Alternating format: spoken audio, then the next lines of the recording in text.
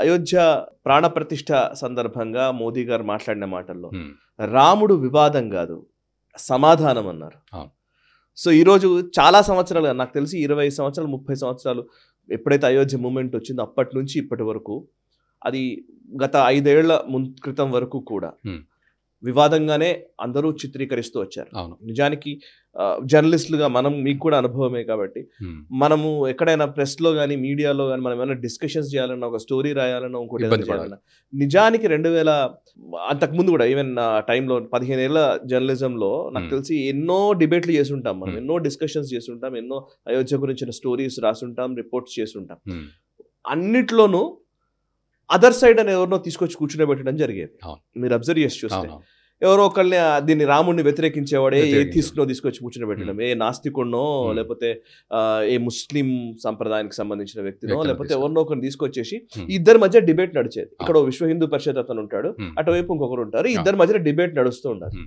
So debate కూడా వివాదమే ఎప్పుడు అంతే. అయ్యో దానికి ఏం పరిష్కారం ఇస్తారంటే ఎవరు ఎవరి గురించి మాట్లాడడం ఉండదు. అంటే జనరల్ గా మాట్లాడితే వీళ్ళు వీళ్ళ వాదన అనిపిస్తారు, వీళ్ళు వీళ్ళ వాదన అనిపిస్తారు, ఇద్దరి మధ్య డిబేట్ జరుగుతుంది. ఆ డిబేట్ లో యాంకర్ చాలా ఎలా ఉంటారంటే, ప్రతి ఛానల్ కూడా ఒక న్యూట్రల్ రోల్ పోషించి అందులో నిజమేంటి అబద్ధం ఏంటి అనే చర్చ అసలు చేయరు. నాకు అది నచ్చకే చాలాసార్లు నేను కూడా అసలు నేషనల్ స్టాప్ పెట్టిన రోజు నుంచి కూడా మనం అయోధ్యలో రామాలయం కట్టాల్సిందే అని ఒక స్టాండ్ తీసుకొని మాట్లాడినా. నిజానికి ఇవాళ ఈ రోజు చూస్తే నాకు అనిపిస్తోంది అదే.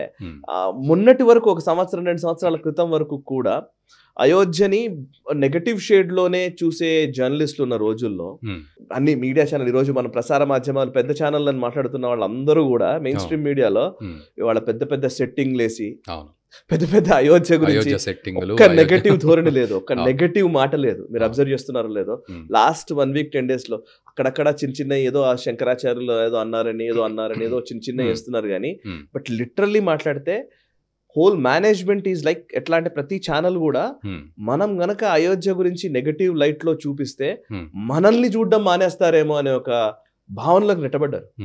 ఒక రకంగా చెప్పాలంటే ఇది ఒక డిఫెన్సివ్ ధోరణి ఈ రోజు కనబడుతుంది ఈవెన్ మీడియా ఛానళ్లలో కూడా. ఈరోజు ఒకవేళ నువ్వు అయోధ్య గురించి తప్పుగా మాట్లాడితే నువ్వు అవుట్. సో అంత వాతావరణం బిల్డ్ అయింది ఈరోజు దేశంలో. అంటే ఇదేదో ఎవరో భయపెట్టి చేసింది కాదు, స్వచ్ఛందంగా ప్రతి పల్లెటూరు నుంచి వచ్చింది, ప్రతి వ్యక్తి మనసులో నుంచి వచ్చింది, పెద్ద పెద్ద సెలబ్రిటీల దగ్గర నుంచి చిన్న వాళ్ళ వరకు. ఈ యాక్సెప్టెన్స్, సోషల్ యాక్సెప్టెన్స్ అంటారా, ఒక దేశవ్యాప్తంగా ఒక యూనిఫామ్ గా అందరూ యూనిఫై అయిపోయి ఒక అయోధ్య కోసం మాట్లాడుతున్నారంటే, ఇంత పాజిటివ్ గా మాట్లాడుతున్నారంటే ఇది గతంలో ఎప్పుడు చూడలేం మనం. It's just because of